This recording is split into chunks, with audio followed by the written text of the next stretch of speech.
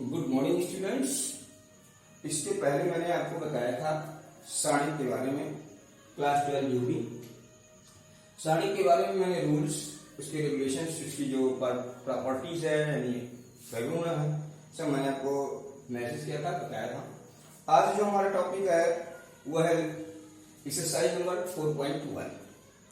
इसमें पहला क्वेश्चन 1 से लेकर के 2 क्वेश्चन तक की सारणिकों का मान निकालना है। क्या निकालना है? मान निकालिए। सारणिक का मान, सारणिक का मान ज्ञात करें, मान निकालें, मान निकालें। क्वेश्चन नंबर फर्स्ट क्या कह रहे हैं? क्वेश्चन नंबर फर्स्ट कह रहे हैं 2, 4 -5 -1, 2, 4 -5 और -1। ठीक, ये इसका मान आपको ज्ञात करना है, ठीक है ना। तो किसी के चाहे C1 या R1 क्या है कि रो और C1 क्या है? पालन है। तो किसी की तरफ तो लिखेंगे R1 के सापेक्ष विस्तार करने को, विस्तार करने का। तो द्वितीय कोटि का है, इसलिए क्या करेंगे? सारणिक, मान लीजिए ये सारणिक को हम इससे व्यक्त करते हैं। अब इसका मान निकालने के लिए बराबर क्या हो जाएगा? उनका बुरा ये करना 2 और 4 में 8 और -8, ठीक है। अब क्या है कि -2 और +8 इक्वल क्या है? 6। क्या हो गया ना? 6। ठीक, ये इसका होगा आंसर, ठीक है ना। तो इसी तरह से देखिए 4.1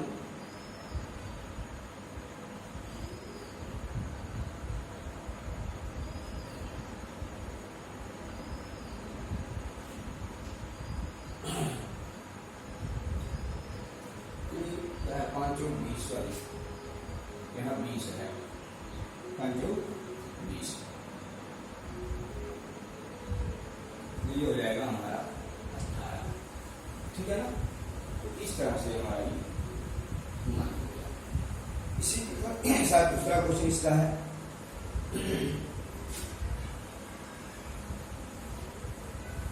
क्वेश्चन नंबर 2 कह रहे हैं कि cos minus sine, cos theta minus sine theta और यहां से साइन थीटा और cos थीटा। ठीक, अब देखिए इसका मान निकालेंगे बराबर cos का गुणा हो जाएगा cos स्क्वायर थीटा और माइनस इसका गुणा होगा माइनस साइन स्क्वायर थीटा। ठीक, अब यहां से cos square theta plus sine square theta, या जानते हैं इसका मान क्या होता है? या तो होगा आंसर, ठीक है।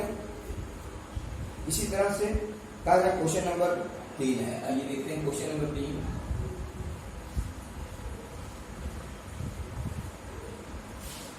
क्वेश्चन नंबर 3 कह रहे हैं यदि A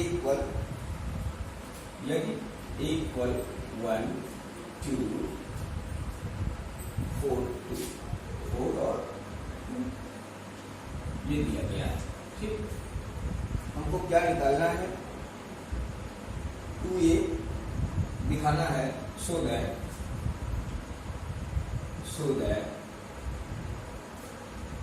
2A बराबर 4 × A, ये दिखाना है, ठीक है ना। इसका मतलब है कि मान निकालना, ठीक है ना। मैंने बता दिया इसे। अब सबसे पहले तो आप ये काम करें कि 2 से गुणा करना, इसमें तो 2 से गुणा करेंगे यानी 2A बराबर क्या हो जाएगा? यहाँ भी 2 का गुणा हो जाएगा ऐसे, 1 4 2 2। अब इसमें क्या करेंगे, इस 2 का मतलब हमने बताया था, के का मतलब है कि सभी गुणा कर देना। तो 2 कर लो, 2 2 दूनी 4 4 दूनी 8 2 जोड़ 2 दूनी 4। अब हमको ये निकल गया। यहां से क्या करना है ये देखिए कि अब हम बाएं पक्ष में चलेंगे LHS। तो मान 2 का मान निकालना है, अर्थात जब इसका मान निकालेंगे तो 4 दूनी 8, ये बराबर दिया गया है 2 8 4 4। ठीक, अब 4 दूनी 8 माइनस 8 जो 32, अर्थात क्या हो जाएगा 24 माइनस 24।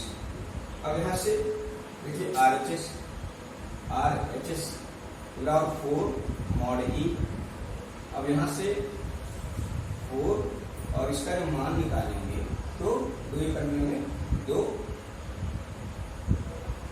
और 4 दूनी 8 माइनस 8। अब देखिए 4 दूनी माइनस 6 8 6 जो 24 माइनस 24, यानी हो जाएगा LHS बराबर RHS। ठीक है, ठीक है ना। इस तरह से क्वेश्चन को हम सॉल्व करेंगे। बताइए मुझे सड़कों का मान निकालिए। क्वेश्चन नंबर 4 भी इसी तरह से है। क्वेश्चन नंबर 5 देखिए, क्वेश्चन नंबर 5, ठीक है। तो क्वेश्चन नंबर 5,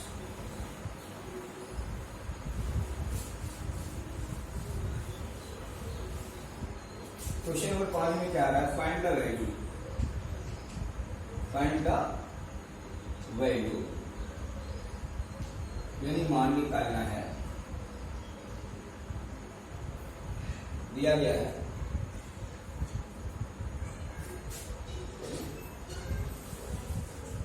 3 माइनस 1 और minus 2 0 0 minus 1 0 0 minus 1 3 minus 5 and 0। ठीक, ये दिया गया। अब इसमें मान निकालना है, यानी मान निकालने का फिर इसे अगर ये A है तो हमको मॉड A निकालना है। क्या निकालना है, मॉड A निकालना है। ठीक है, अगर हम इसको A मान लें, फर्स्ट जिसको हमने A मान लिया तो हमको मॉड A फाइंड करना है, यानी ये मान हमको निकालना है। अब इसके लिए आप इसी के सापेक्ष प्रसार कर लीजिए। प्रसार करना थोड़ा सा इजी ये है कि आप अगर R2 के सापेक्ष करेंगे तो गुणा भाग कम करना पड़ेगा, या नहीं तो हम चलिए R1 के सापेक्ष कर दे रहे हैं। R1 के सापेक्ष अगर करेंगे, R1 के सापेक्ष विस्तार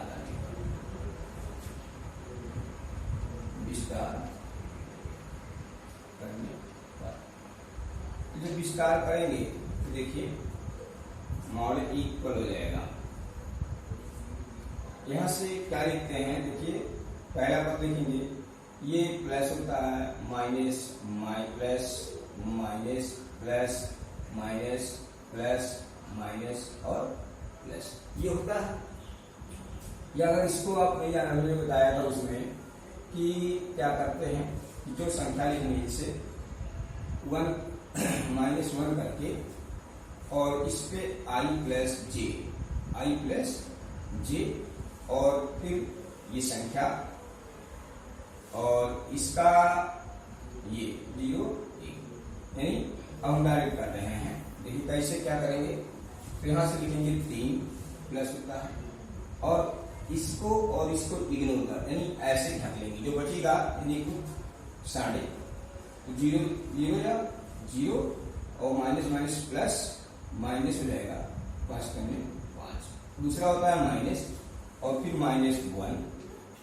अब इसको और इसको इग्नोर करेंगे, 0 और 3 करने 3, यानी 0 और प्लस 3 हो जाएगा, प्लस फिर -2 और यहां से इसको छोड़ेंगे तो 5 0 0 3 0 0 यानी 0।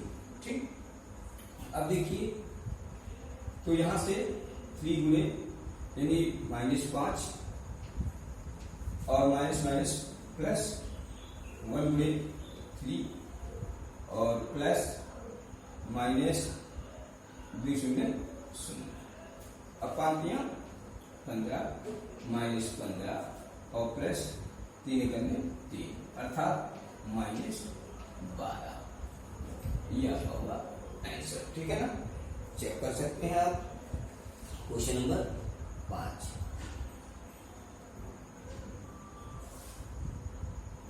ठीक है, इसमें 4 पार्ट हैं, चारों पार्ट को आपको हल करना है। तो एक पार्ट मैंने बता दिया, 3 पार्ट आपको स्वयं हल करने हैं इसके। ठीक है ना,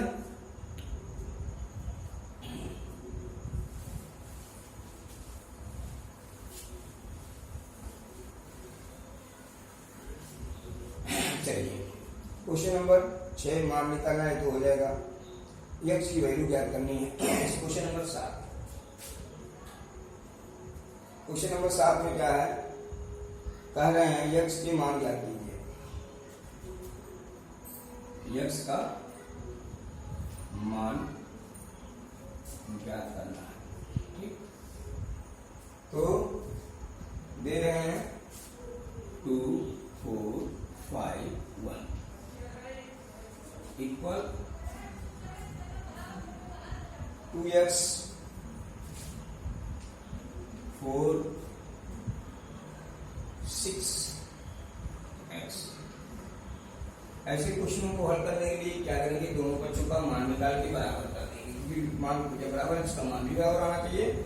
अब यहां से क्या है, देखिए 2 करने 2 -5 20 बराबर 2 2x स्क्वायर और -24 6 24। अब यहां से देखिए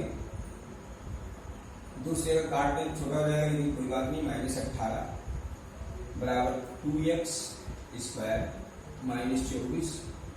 यहां से क्या करें, इसको इधर ले आएंगे तो 2x स्क्वायर बराबर क्या हो जाएगा -18 और नहीं -24 प्लस 18 -24। ठीक, सॉरी -18 प्लस 24। अब देखिए 2x स्क्वायर बराबर कितना हो जाएगा 8। अब 2x स्क्वायर बराबर 1 तो x स्क्वायर बराबर 4। x बराबर क्या हो जाएगा √4 यानी +- 2, यानी इसके 2x हो जाएंगे +-2x का मान। ठीक है ना, x का मान क्या आएगा 2। ठीक है, अगर कहीं मिसिंग नहीं होगी तो आए जो भी 2x और 2 4 5 1 2 करने 2 5 20 18 और 24। ठीक है,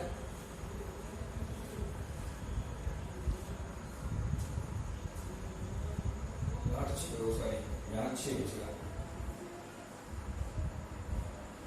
और यहाँ 6 यहाँ 6 यहाँ बचेगा 3 और ये हमारा हो जाएगा 3 यानी +-15 3। ठीक है, ये इसके लिए माफी चाहते हैं कंडीशन। ठीक है, दूसरा है इसी का दूसरा पार्ट 7 का।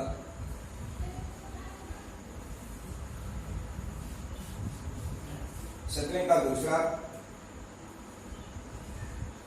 सत्रह के दूसरे में क्या है, ये 2 3 4 5 2 3 4 5 बराबर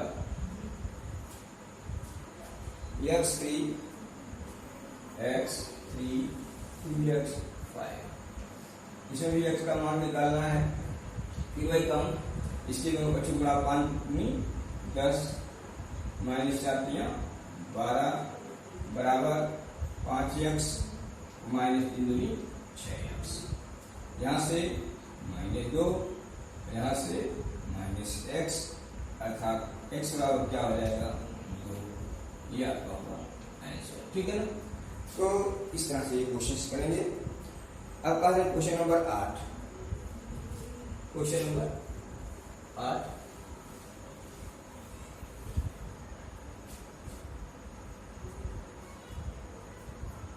ये कह रहे हैं यदि x 2 18 x बराबर 6 2 18 6 2 18 6। तो x का मान ज्ञात कीजिए। अब देखिए यहां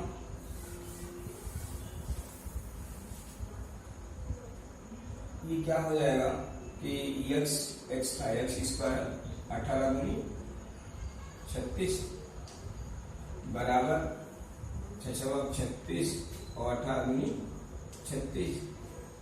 अब देखिए x स्क्वायर माइनस 36 इक्वल 0, तो x स्क्वायर बराबर 36 ट्रांसफर कर दिया, अर्थात x बराबर क्या हो गया प्लस माइनस √36 बराबर प्लस माइनस 36 यानी 6। तो यानी ऑप्शन विकल्प संख्या कौन सही है? विकल्प संख्या बी सही है। ठीक है, यह होगा आंसर। तो इस तरह से ये क्वेश्चन हम सॉल्व करते हैं। अब कहते हैं कि ये लेसन समाप्त हो गया। सारणिकों के गुणधर्म। किसी सारणिक का मान किसी क्रम अथवा स्तंभ के परस्पर परिवर्तित करने पर अपरिवर्तित रहना है। यानी चलिए हमने बताया था आपको, कहा है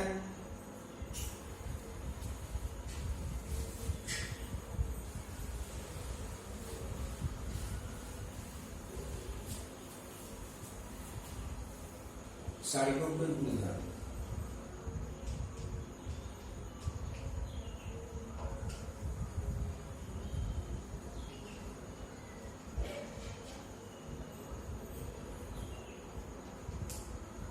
गुणधर्म पहला है क्या? देखिए पहला, किसी सारणी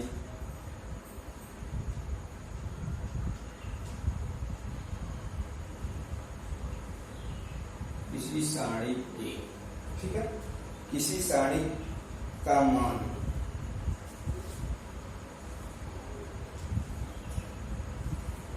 इसकी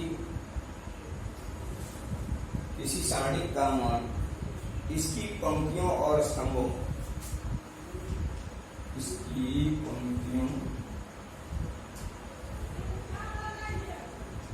और स्तंभों को परस्पर कह रहे हैं, स्तंभों के परिवर्तित, स्तंभों के परस्पर परिवर्तित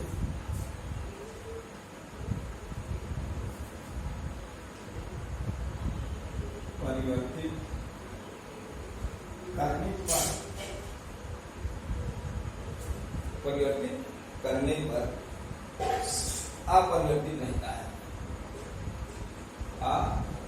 अपरिवर्तित रहता। कहने का तात्पर्य ये है कि जब किसी सारणी का, अगर किसी सारणी के इसकी पंक्तियों और स्तंभों के मान को क्या करें, चेंज कर दें, ठीक है ना। तो परस्पर बदलने पर जो है इसका मान चेंज नहीं होता है, इसका मान चेंज, जिससे कहने का तात्पर्य है, अगर ये दिया गया है A1 A2 A3 B1 B2 B3 C1 C2 C3, ये सारणी कहाँ दिया गया, इसकी जो वैल्यू आएगी, जो भी वैल्यू आए, ठीक है ना, बराबर क्या हो जाएगा अगर हम इसको चेंज करते हैं। मान लीजिए ऐसे करते हैं A1 A2 A3 B1 B2 B3, ठीक है, C1 C2 C3। तो इसके और इसके मान में कोई परिवर्तन नहीं होगा, ठीक है, ज्यों का त्यों बना रहता है। अब देखिए एक डेट ए से इसको हम व्यक्त करते हैं, ठीक है। चलिए दूसरा है, जैसे सत्यापन करना चाहे सत्यापन भी कर सकते हैं। दूसरा गुणधर्म है, ये किसी सारणी के दो पंक्तियां या स्तंभों को परस्पर परिवर्तित कर दिया जाता है। दूसरा है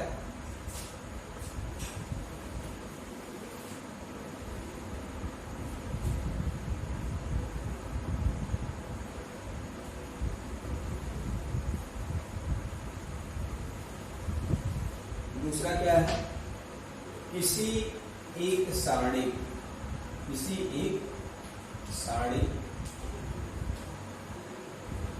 के किसी एक सारणी के कोई दो पंक्तियों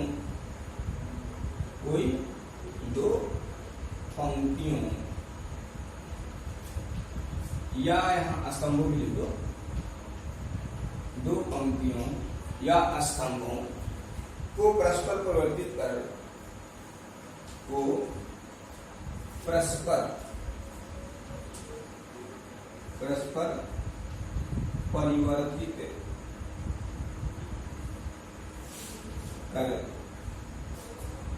कर दिया जाता है।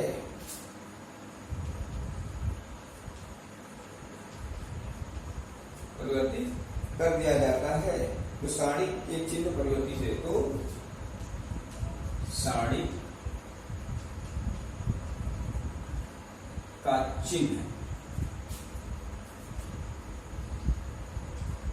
परिवर्तित रहता है, परिवर्तित हो जाता है। जैसे लाइक अगर दिया गया है A1 A2 A3 B1 B2 B3 C1 C2 C3, अगर इसे के ये दिया गया है, मान लीजिए 40, ठीक है ना, अगर इसके हम क्या करें कि इसको बदल दें, इसको चेंज कर दें, ठीक है, किसी भी दो कुछ, जैसे मान लीजिए हमने ये और ये चेंज कर दिया, ऐसे बच्चे माइनस लगा करके और मैं B1 B2 B3 A1 A2 A3 C1 C2 C3, या और ऐसे कर सकते हैं minus C1 C2 C3 B1 B2 B3 A1 A2 A3, या ठीक है ना। तो इस तरह से इसका मान जो खाली चिन्ह इसका बदल जाएगा, ठीक है ना। Okay, thank you. अब नेक्स्ट हम कल देखेंगे। Okay, thank you.